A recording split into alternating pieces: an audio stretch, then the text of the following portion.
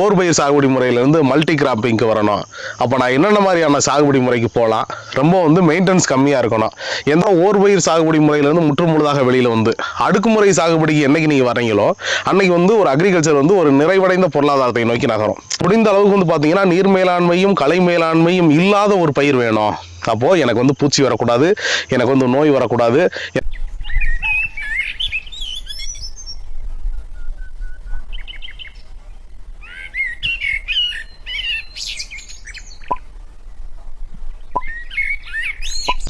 அனைவருக்கும் வணக்கம். உளவி ஆர்கனைசேஷன்லேருந்து நான் உங்கள் தினேஷ்குமார். எனக்கு தென்னந்தோப்பா இருக்குது அல்லது பாக்குத்தோப்பா இருக்குது. ஆனால் ஓர் பயிர் சாகுபடி முறையே தான் இருக்குது. எனக்கு ஓர் பயிர் சாகுபடி முறையிலேருந்து மல்டி கிராப்பிங்க்கு வரணும். அப்போ நான் என்னென்ன மாதிரியான சாகுபடி முறைக்கு போகலாம், ரொம்ப மெயின்டெனன்ஸ் கம்மியாக இருக்கணும். எந்த அளவுக்கு மெயின்டெனன்ஸ் கம்மியாக இருக்கணும் அப்படின்னா, இந்த மாதிரி நேரம் என் தோட்டத்தில் களைகள் மண்டி இருக்குங்க. என்னால் பெரிய அளவுக்கு மெயின்டெனன்ஸ் பண்ண முடியாது. ஆனால் இதுலேயும் நான் ஒரு சாகுபடி செய்யணும் அப்படின்னா நாம சொல்றோம் ஓர் பயிர் சாகுபடி முறையிலேருந்து முற்று முழுதாக வெளியில் அடுக்குமுறை சாகுபடிக்கு என்னைக்கு நீங்கள் வரீங்களோ அன்னைக்கு ஒரு அக்ரிகல்ச்சர் ஒரு நிறைவடைந்த பொருளாதாரத்தை நோக்கி நகரும். அப்போ என்னென்னவெல்லாம் ஊடுபயிர் போகலாம்னா, நடவு பண்ணி கிட்டத்தட்ட ஒட்டஞ்சத்திரம் பகுதிகளில் முதல்ல ட்ரையலுக்காக, அதாவது சமவெளியில் திண்டுக்கல் மாவட்டமான வெப்பமண்டல பகுதியில் மிளகு செடி வருமா, அப்போ திண்டுக்கல் மாவட்டம் வெப்பமண்டல பகுதியிலேயே செடி மிளகு வந்துருச்சு அப்படின்னா தமிழ்நாடு முழுவதும் எல்லா பகுதிகளையும் நம்மளால் சக்ஸஸ் பண்ணிட முடியும் அப்படின்னு நம்ம ட்ரையலுக்கு கொடுத்து கிட்டத்தட்ட 2 ஆண்டுகள் நிறைவடைந்த ஒரு செடியை இன்னைக்கு நாம பார்த்துக்கிட்டு இருக்கோம். கிட்டத்தட்ட 2 வருஷம். அதாவது மிளகு செடிக்கு லைஃப் கிடையாது, 6 மாதம் தான் வரும், 1 வருஷம் தான் வரும். அது 2 வருஷம் ஆகும்போது பார்த்தீங்கன்னா அதில் பற்று வேர்கள் வர ஆரம்பிச்சோம். இப்படிலாம் நிறைய கருத்துக்கள் இருந்தாலும் கூட விவசாயிகள் நிறைய உளவியை பின்தொடர்ந்தீங்க. அதனுடைய சாகுபடி எப்படி, தொழில்நுட்பங்கள் எப்படி அப்படிங்கிறத நம்ம சொன்னோம். அப்போது முடிந்த அளவுக்கு பார்த்தீங்கன்னா நீர் மேலாண்மையும் கலை மேலாண்மையும் இல்லாத ஒரு பயிர் வேணும். அப்போது எனக்கு பூச்சி வரக்கூடாது, எனக்கு நோய் வரக்கூடாது. எனக்கு தண்ணி தேங்கினா நிச்சயமாக நெமட்டோடுங்கன்னு சொல்லக்கூடிய நூற்புழு பிரச்சனை வரும். அப்போ தண்ணி தேங்காத பூமியாக இருந்து, ஊத்தடிக்காத பூமியாக இருந்து, இதுபோல் அன்மெயின்டட், எனக்கு லோ மெயின்டெனன்ஸாக இருந்தால் போதும் அப்படின்னா நாம் தேர்ந்தெடுக்கக்கூடிய முதல் ரகம் பார்த்தீங்கன்னா தென்னையினுடைய நிழலை பயன்படுத்தி வரக்கூடிய மிளகு நாம் சாகுபடி செய்யலாம். இப்போது நடவு பண்ணி 2 ஆண்டுகளில் ஒரு செடி பார்த்தீங்கன்னா எந்த அளவுக்கு பக்க கிளைகளை பிரிச்சிருக்கு அப்படிங்கிறத தாண்டி எந்த அளவுக்கு மணி இறக்கிருக்குன்னு நீங்கள் பார்க்கலாம். சமவெளியில் இந்த அளவுக்கு உருட்டு வருமா அப்படின்னு உங்களுக்கு தோணும். கிட்டத்தட்ட 8 mmலேருந்து 9 mm வரைக்கும் பார்த்தீங்கன்னா உருட்டுகள் இருக்குது. இது கீழே இருந்து மேலே வரைக்கும் பார்க்கலாம். எங்கேயுமே பற்று வேர்கள் இறங்கியிருக்காது. ஒரு பக்கம் தானே அப்படின்னா இல்லை, ஒவ்வொரு பகுதியிலையுமே நீங்கள் பார்க்கலாம். அடுத்தடுத்து மிளகு இறங்கியிருக்கும். நாம் சொல்லியிருந்தோம் செடி மிளகானது பார்த்தீங்கன்னா உங்களுக்கு சீசனபிள் கிராப் கிடையாது, அன்சீசனபிள் கிராப்.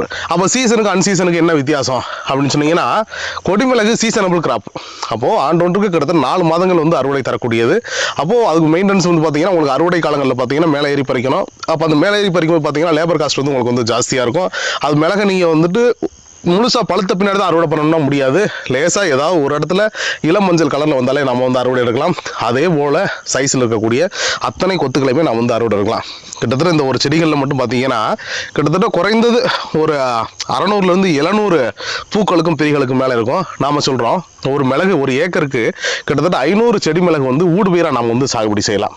ஒரு செடியிலேருந்து எனக்கு ஆவரேஜாக வெறும் 1/2 கிலோ தாங்க வருது அப்படின்னாலும் கூட 250 கிலோ மிளகு இன்றைக்கி சாத்தியம். கிட்டத்தட்ட ஊடுபயிராக கிட்டத்தட்ட ஒரு 2.5 லட்சம் ரூபாய் வரைக்கும் நம்மளால் சாத்தியப்படுத்த முடியும்.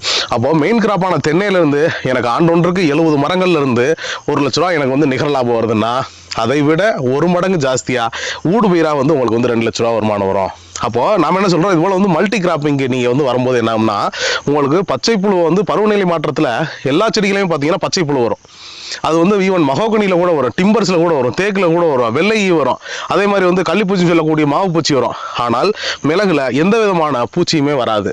அப்போது அந்த எந்த விதமான பூச்சியுமே வராமல் நான் ரொம்ப ஈஸியஸ்ட்டாக நான் ஒரு கல்டிவேஷன் பண்ணணும் அப்படிங்கும்போது பார்த்தீங்கன்னா இப்போ விவசாயிகளுக்கு ஒரு புது பயிர் சாகுபடி பண்ணும்போது அவங்களுக்கு என்னென்ன மாதிரியான பிரச்சனைகள் வரும்னு கேட்டிங்கன்னா, புதுசாக பயிர் சாகுபடி பண்ணுறோம், என்ன பூச்சி வருமோ, என்ன நோய் வருமோ, அதுக்கு என்ன மருந்து அடிக்கணுமோ.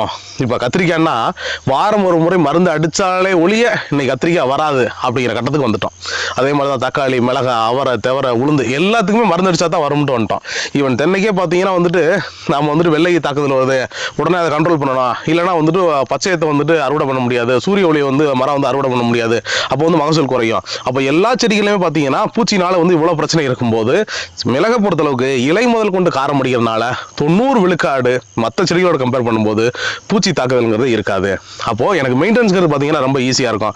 அப்படி மெயின்டெனன்ஸ் ஈஸியாக இருக்கும்போது என்னாகும், இப்படி எல்லா பகுதியிலையும் பார்த்தீங்கன்னா அடுக்கடுக்கா இப்படி நீங்கள் பார்க்கலாம், இப்படியே கொத்தா இறக்கும். இது வந்து பார்த்தீங்கன்னா கரிமுண்டா ரகம். எந்த அளவுக்கு வந்து திரட்சியாக இருக்குது அப்படிங்கிறத நீங்கள் வந்து பார்க்கலாம். ஒன்றும் இல்லை, எல்லா பகுதியிலையுமே ஒரு செடியில் கிட்டத்தட்ட நீங்கள் எல்லா பகுதியிலுமே எடுத்துக்கிட்டீங்கன்னா எல்லா பகுதியிலுமே இதே அளவுக்கு இருக்கக்கூடியது. அப்போது இது போல் வந்துட்டு எனக்கு வந்து ஒரு கமர்ஷியலாக எனக்கு வந்து சக்ஸஸ்ஃபுல்லான பயிர் சாகுபடி பண்ணணும், எனக்கு வந்து தென்னை இருக்குது, இல்லை எனக்கு வந்து பாக்கு இருக்குது, எனக்கு வந்து போதுமான அளவுக்கு நிழல் இருக்குது, அதை எப்படிங்க நான் தெரிஞ்சுக்கிறது? அப்போ உளவிலேருந்து நாம் என்ன சொல்கிறோம், தமிழ்நாடு முழுவதும் நேரடியாக வந்து உங்கள் களத்தை ஆய்வு செய்து உங்கள் நிலத்துக்கு, உங்கள் மண்ணுக்கு, உங்கள் தண்ணிக்கு, உங்கள் தட்பவெப்ப நிலைக்கு அங்கே வந்து சாகுபடி பண்ண முடியுமா, சாகுபடி பண்ணால் அங்கே வந்து சக்ஸஸ் பண்ண முடியுமா அப்படிங்கிறத ஆலோசனை செய்த பின்னாக நாம் வந்து செடி கொடுக்குறோம். செடி மட்டும்தான் கொடுக்குறோமா? இல்லை, 2 மாதத்துக்கு ஒரு முறை முடிந்த அளவுக்கு நேரடியாக கலாய்வு செய்கிறோம்.